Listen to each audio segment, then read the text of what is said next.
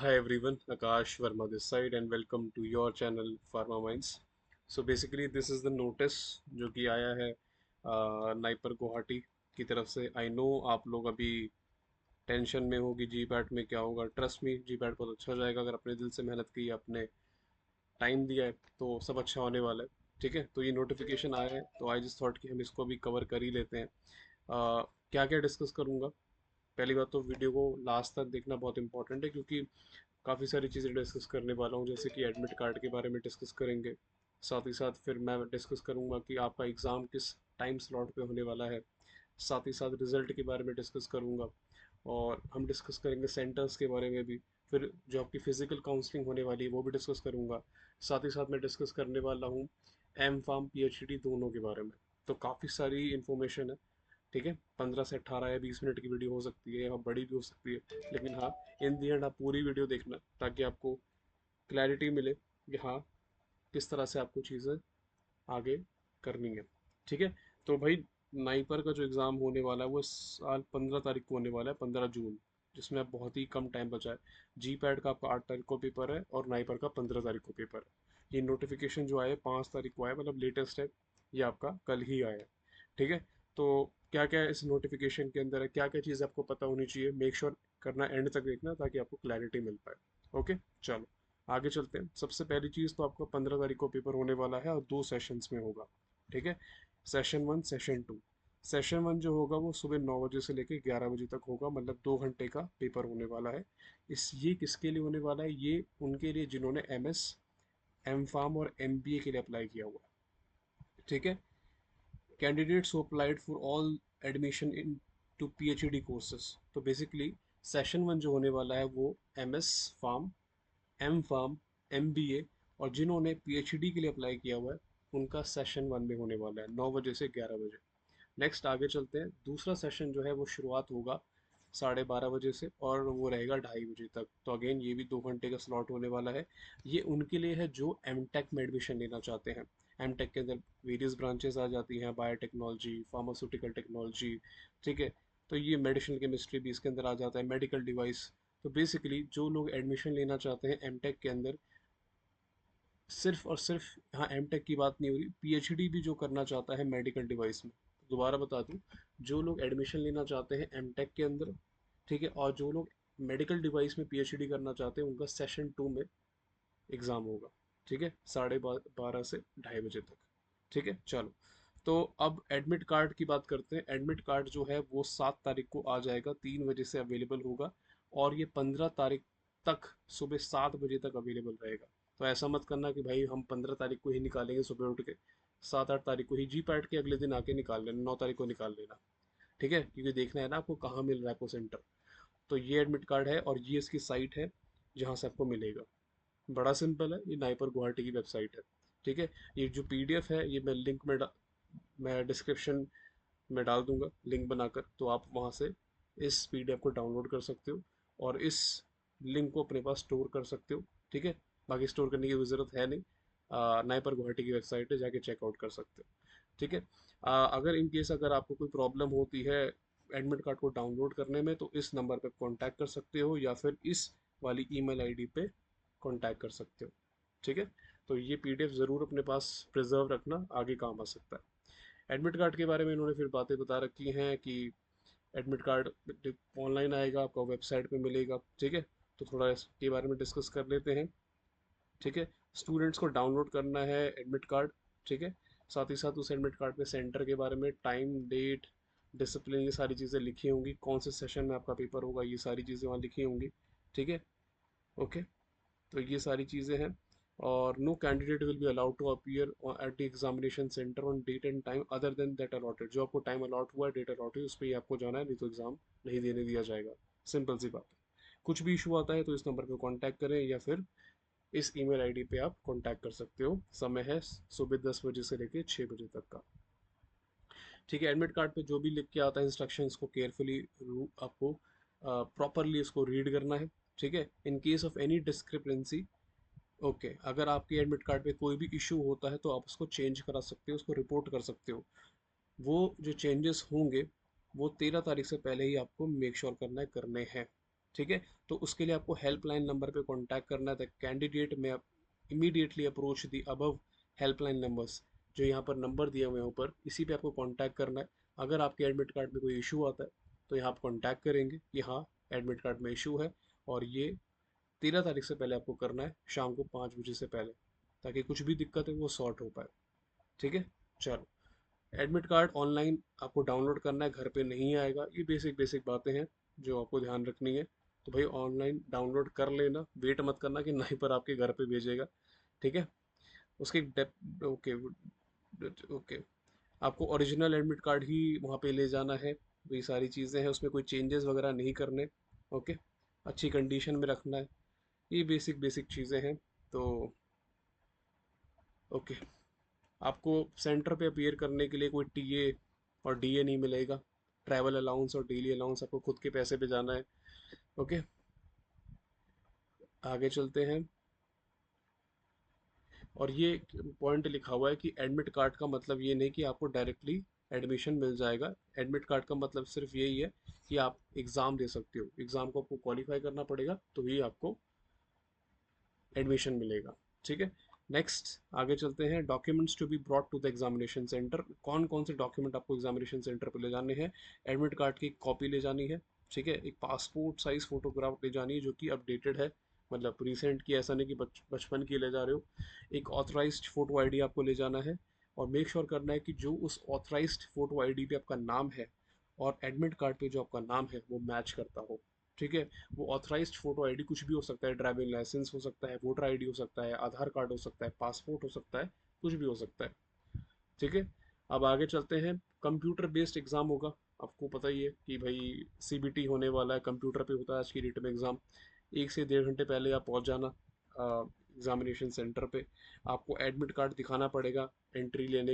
वहाँ पे एंट्री तभी होगी जब आपके पास ये डॉक्यूमेंट्स होंगे, आपका एडमिट कार्ड होगा, आपकी फ़ोटो होगी, और एक आइडेंटिटी प्रूफ होगा। तो ये सारी चीज़ें बहुत इंपॉर्टेंट है। अब कैंडिडेट को जब आप सीट पे अपनी बैठोगे, ये बड़ा इंपॉर्टेंट है, तो एक सब्जेक्ट कोड आपको दिया जाएगा। ये सब्जेक्ट कोड आपके एडमिट कार्ड पे लिखा होगा, और मैं आपको एंड में बताऊंगा कि भाई अगर आपने एमबीए के लिए अप्लाई किया है, एम फार्म के लिए किया है, तो आपका सब्जेक्ट कोड क्या है। ठीक है, वो एंड में मैं बताऊंगा।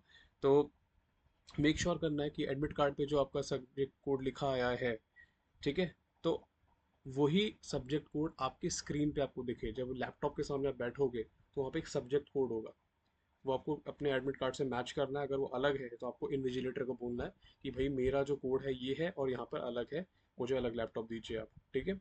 चलो, कोई भी आपको बैगेज कैरी नहीं करना है, सीधी सी बात है, क्योंकि कोई रिस्पॉन्सिबिलिटी वो लेंगे नहीं। आगे चलते हैं। सीधी सी बात है, कुछ कुछ चीज़ें जो होती हैं जैसे कि फ़ोन वगैरह, बेसिक सी जो चीज़ें होती है हर एग्ज़ाम में आपको अलाउड नहीं हो जाता होता है ये ले जाना, तो वो चीज़ें आपको नहीं ले जानी है। ठीक है। चलो आगे चलते हैं। ये बड़ा इंपॉर्टेंट पॉइंट है, जैसे कि इस बार जी पैट का एग्ज़ाम हो रहा है तो वहाँ पे कोई रफ शीट नहीं मिलने वाली। तो यहाँ पे नाइपर जो है एक रफ शीट आपको प्रोवाइड करेगा, जो वापस जाते समय आपको उनको ही हैंड ओवर कर देनी है। ठीक है। तो एक आपको रफ शीट मिलेगी, और साथ ही साथ वो अटेंडेंस शीट होगी जहाँ पे आपको साइन वाइन करने होंगे। ठीक है। अब ये एग्ज़ाम जो होने वाला है वो इस प्लेटफॉर्म पे होने वाला है। प्लेटफॉर्म कैसा दिखेगा वो भी मैं आपको अभी दिखा देता हूँ। ठीक है। तो वही सीधी सी बात है, जब वहाँ पहुँचोगे वहाँ वहाँ पे आपका बायोमेट्रिक होगा, मतलब आपका थंब इम्प्रेशन वगैरह लिया जाएगा। तो ये सारी चीज़ें तो वहाँ पर आप आराम से कर ही लोगे, कोई दिक्कत वाली बात है नहीं। जैसे ही आप स्क्रीन के सामने बैठोगे, आपके सामने एक लॉगिन स्क्रीन अवेलेबल होगी। अब ये लॉगिन स्क्रीन के अंदर आपको डिटेल्स डालनी है। कुछ स्क्रीन आपको इस तरह से दिखेगी। ठीक है। ये स्क्रीन आपकी है। अब यहाँ पे आपको डालना क्या रहेगा, आपको अपनी यूज़र आईडी डालनी है, मतलब आपको हॉल टिकट का नंबर जो कि आपके एडमिट कार्ड पे रहेगा वो डालना है, और पासवर्ड डालना है। पासवर्ड ध्यान रख लो, डेट ऑफ बर्थ है वो भी इस फॉर्मेट में DDMMYY। ये सारी चीज़ें सेंटर पे बताई जाएंगी, लेकिन still I am telling you before, so that you are smart enough और कुछ मिस मत कर दो। ठीक है। और जैसे ही आप इसको लॉग इन करोगे आपका एग्ज़ाम वहीं पे स्टार्ट हो जाएगा। ठीक है। तो लॉग इन करने के बाद एग्ज़ाम स्टार्ट हो जाएगा, and then you can just go about the questions. ठीक है। तो स्क्रीन आपको कुछ इस तरह से दिखेगी। यहाँ यहाँ मैं एक आपको चीज़ बता देता हूँ, क्योंकि जी पैट का जो एग्ज़ाम होने वाला है और इसमें तो एक थोड़ा सा डिफरेंस है। ग्रीन कलर टिक आप आंसर किया हुआ है, रेड कलर नॉट आंसर्ड है, ये विजिट नहीं करे, मार्क फॉर रिव्यू। मेन चीज़ क्या है, अगर आपने कोई आंसर किया हुआ है और उसको मार्क फॉर रिव्यू किया हुआ है, वो इवैल्यूएट होगा, उसके मार्क्स चढ़ेंगे। ठीक है। जी पैट का जो पेपर हो रहा है इस बार, उसमें अगर आपने कोई आंसर किया हुआ है, मार्क फॉर रिव्यू किया हुआ है, उसका इवैल्यूएशन नहीं होगा। लेकिन नाइपर के अंदर ये वाला एक फंडा है जो आपको याद रखना है कि अगर बाई चांस आपने किसी क्वेश्चन को आंसर करके मार्क फॉर रिव्यू कर रखा है कि यार बाद में जाके चेक कर लूंगा, और भूल गए, ठीक है, तो ध्यान रखना उसके मार्क्स इवैल्यूएट होंगे। सही है तो आपको मार्क्स मिलेंगे, गलत होंगे तो नेगेटिव मार्किंग हो जाएगा। ठीक है। तो ये भाई इस तरह से आपको स्क्रीन दिखेगी। आई होप आपको आइडिया मिल गया होगा। देखो यही चीज़ यहाँ लिखी हुई है, the answered and mark for review will be considered for evaluation. अगर आपने आंसर किया हुआ है और मार्क फॉर रिव्यू किया हुआ है तो वो चीज़ इवैल्यूएट होगी। अगर सिर्फ और सिर्फ आपने मार्क फॉर रिव्यू किया हुआ है तो फिर उसका इवैल्यूएशन नहीं होगा, लेकिन आंसर किया हुआ है और मार्क फॉर रिव्यू किया हुआ है तो इवैल्यूएशन होगा। ठीक है। चलो आगे चलते हैं। ओके, पेपर इंग्लिश में ही होगा, ये तो बहुत कॉमन सेंस ही बात है। नेक्स्ट। ओके। जब भी आप कोई आंसर करेंगे तो उसको आपको सेव करना है, पहले सेव करना है और फिर नेक्स्ट करना है। ठीक है। तो जब भी आप आंसर करेंगे तो make sure save, then click on next. System उसको एक्सेप्ट कर लेगा कि हाँ ये आंसर हो चुका है, तभी आप आगे जाना, तो सेव करना मत भूलना। ठीक है। चलो ये भी हो गया। वही चीज़ बार बार लिखिए, सेव एंड नेक्स्ट। चलो ये भी हो गया। साथ ही साथ जी पैट और नाइपर के एग्जाम में ये भी फ़र्क है कि जी पैट के अंदर आप सेक्शंस के बीच में शफल नहीं कर सकते। आप सेक्शन ए से सेक्शन बी में नहीं जा सकते, सेक्शन बी से सेक्शन ए में नहीं जा सकते। लेकिन यहाँ पे आप शफलिंग कर सकते हो, आप सेक्शंस के बीच में जा सकते हो। तो ये अच्छी बात है। ठीक है। नेक्स्ट चीज़ आती है, 2 घंटे का पेपर होगा, चाहे वो सेशन 1 हो चाहे वो सेशन 2 हो। मतलब चाहे आप MS एम फार्म का पेपर दे रहे हैं चाहे वो M Tech का पेपर दे रहे हैं, 2 घंटे का पेपर होगा आपका। ठीक है। कीबोर्ड वगैरह पे कुछ टच मत करना, नहीं तो ID लॉक हो जाएगी। तो ये सारी इश्यूज हैं। Phone, cellphone, iPad, electronic item, Bluetooth, ये सब अलाउड नहीं है। ठीक है। ओके आगे चलते हैं। एग्जामिनेशन सेंटर, तो ये सारे सेंटर्स हैं, सेशन 1 के लिए ये हैं और सेशन 2 के लिए ये हैं। तो ये लिस्ट आपके सामने एक बार चेक कर लेना कि आपके पास कौन सा नियरेस्ट सेंटर पड़ता है। उस सेंटर पे जाने के लिए आपको कोई भी ट्रैवल अलाउंस या डेली अलाउंस नहीं मिलेगा। ठीक है। तो ये कोई ट्रैवल अलाउंस नहीं मिलने वाला आपको। ठीक है। तो कोई पैसे नहीं मिलने वाले, खुद के पैसे पे जाना है ऑफ कोर्स। और जो भी आपको सेंटर मिलेगा वो आपकी चॉइस के बेसिस पे होगा, जो आपने एप्लीकेशन फॉर्म भरा होगा उसकी बेसिस पे मिलने वाला है। ठीक है। तो समय से वहाँ पहुँच जाना, फैमिलराइज कर लेना। लेट एंट्री वालों को वहाँ पर एंट्री नहीं मिलेगी। वहाँ जाते ही आपका आइडेंटिटी चेक होगा, एडमिट कार्ड, फोटो कार्ड और आपकी आइडेंटिटी प्रूफ देखी जाएगी। एग्जामिनेशन के पैटर्न पे आ जाते हैं, तो पैटर्न कुछ इस तरह से रहेगा। तो भाई सीधी सी बात है, ये जो है ये मास्टर्स कोर्स का है। बेसिकली ये जो मास्टर्स करना चाहते हैं, MS M pharm medical device सब इसके अंदर आ रहा है। ठीक है। तो भाई आपके टोटल 200 क्वेश्चंस रहेंगे, जिसमें से 150 क्वेश्चन आपके जी पैट हो गया या बी फार्मा के सिलेबस पे होंगे, और 50 क्वेश्चन आपके English aptitude, reasoning, general knowledge इनके होंगे। ठीक है। तो और मार्क्स जो रहेंगे वो होंगे टोटल 100। तो हमें यहाँ साफ साफ पता लग रहा है एक क्वेश्चन सही करने के आपको 0.5 मार्क्स मिलेंगे, और अगर आप क्वेश्चन गलत करते हो तो आपके 0.125 डिडक्ट हो जाएंगे। तो सही करने पे ये प्लस माइनस ये। ठीक है। तो टोटल क्वेश्चन 200 है, मैक्सिमम मार्क्स आप 100 ला सकते हो। ठीक है। 50 क्वेश्चंस आपके एप्टीट्यूड के रहेंगे। चलो मैं पहले ही बता दूं, एप्टीट्यूड के लिए हम 9 तारीख को एक कोर्स लॉन्च करेंगे। ठीक है। उस कोर्स के अंदर आपको क्या क्या चीज़ें मिलेंगी वो हम बहुत जल्दी अनाउंस करेंगे, लेकिन हाँ एप्टीट्यूड उसमें रहने वाला है फॉर श्योर। हम मेनली MBA, स्टैट्स और एप्टीट्यूड पे फोकस रखेंगे। तो क्लासेस 9 तारीख से स्टार्ट हो जाएंगी, जी पैट के जस्ट अगले दिन से। You can join that also. ठीक है। तो सीधी सी बात है, जब रिजल्ट आएगा तो एक MBA के लिए एक सेपरेट मेरिट लिस्ट बन के आएगी। ठीक है। तो एक मेरिट लिस्ट बनेगी, MBA के लिए अलग से बनने वाली है। For all PhD courses, PhD के लिए कैसा रहेगा, तो उनके केस में टोटल 170 क्वेश्चंस होंगे। 127 क्वेश्चंस उनके सब्जेक्ट के लिए होंगे जो वो अप्लाई कर रहे हैं, और 43 क्वेश्चंस अगेन एप्टीट्यूड के होंगे। ठीक है। तो भाई ये चीज़ है, 170 क्वेश्चंस और मैक्सिमम मार्क्स उनके लिए 85 होगा। ओके। चलो ये चीज़ हो गई।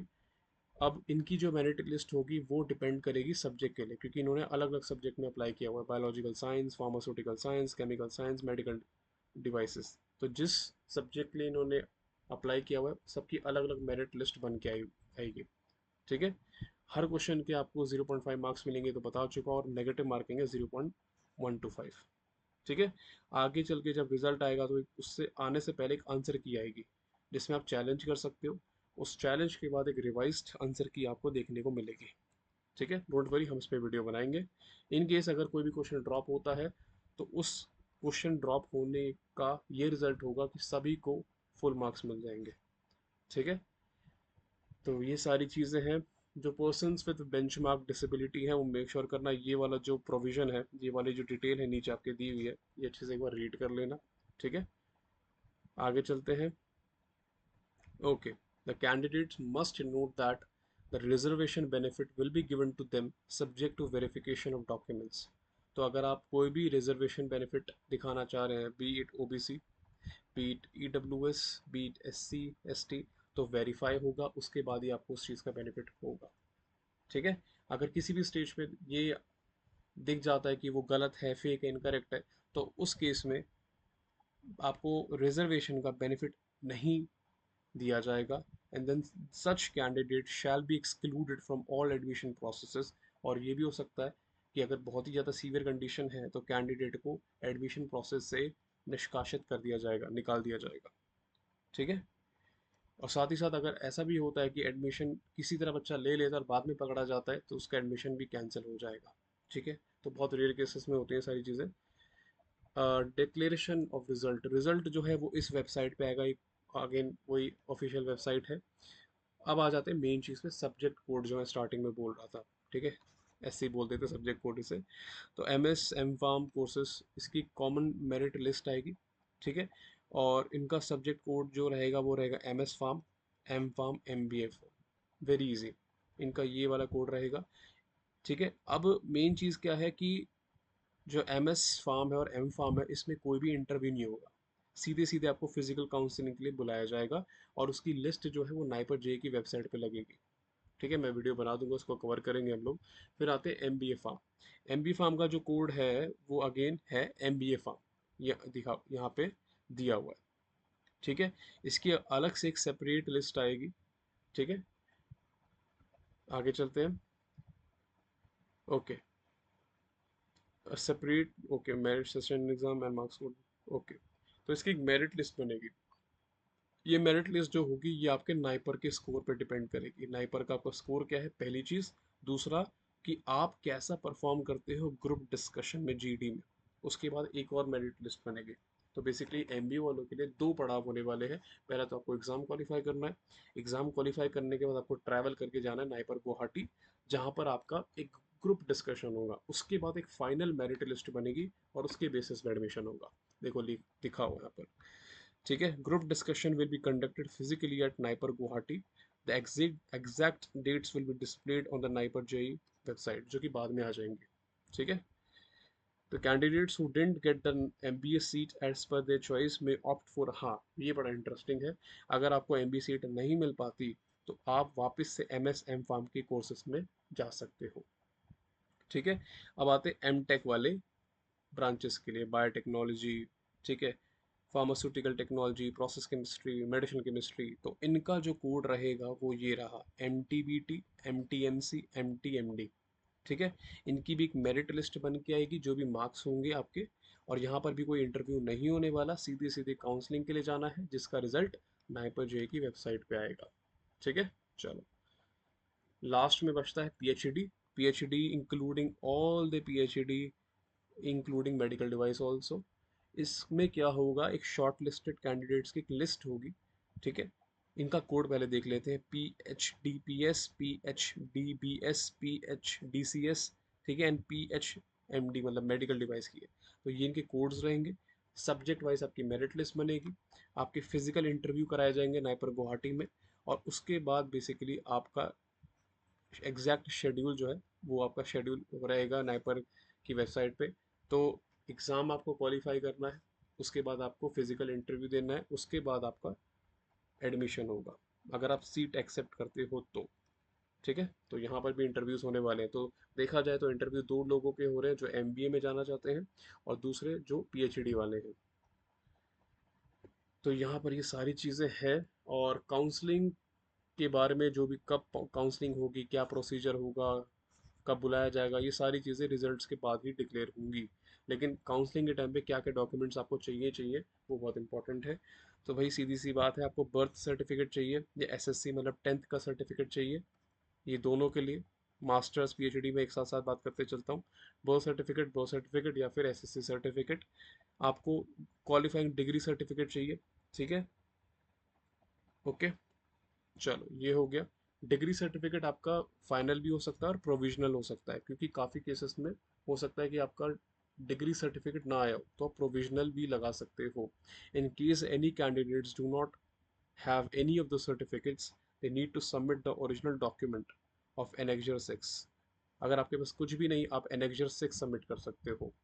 In case any candidates are not having any of the certificates, they need to submit a proof of result declaration or letter from the competent authority of respective university college that he or she passed the degree exam।